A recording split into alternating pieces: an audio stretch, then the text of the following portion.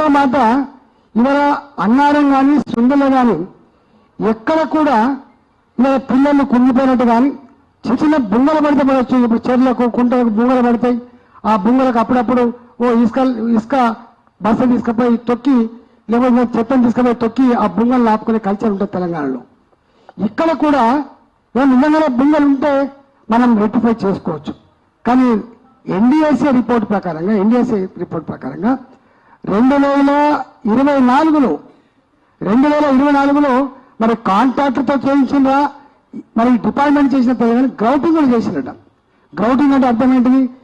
Grouting technology అర్థం ఏంటంటే, ఎక్కడన్నా లీకేజ్ కనుక ఉంటే ఒక దగ్గర ఫోర్స్ తోటి సిమెంటో లేకపోతే పంపితే అదంతా లీకేజ్ ఎక్కడెక్కడైతే ఉన్నాయో అక్కడక్కడ ఆగిపోయే టెక్నాలజీ గ్రౌటింగ్ టెక్నాలజీ.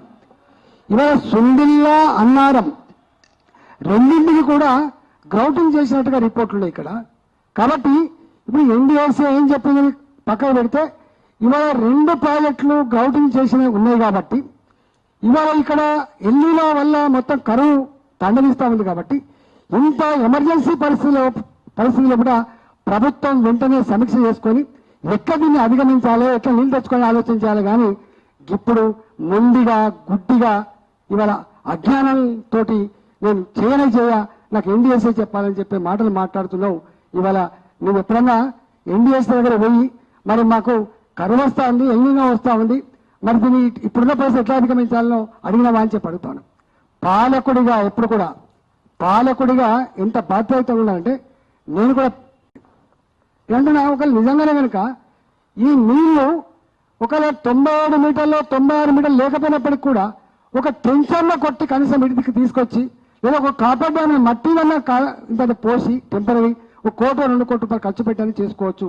కానీ మీరు ఆ ప్రయత్నం చేయకపోగా ఇవాళ సలహాలు ఇస్తున్న ఇంజనీర్లని వాళ్ళకు బెల్ట్తో కొట్టాలి, వాళ్ళకి ట్రీట్మెంట్ ఇవ్వాలి, వాళ్ళ జైల్లో పెట్టాలనేటువంటి మీ నీచమైన మాటలు ఇవాళ యావత్ తెలంగాణ సమాజం సిగ్గుతో తలదించుకుంటుంది.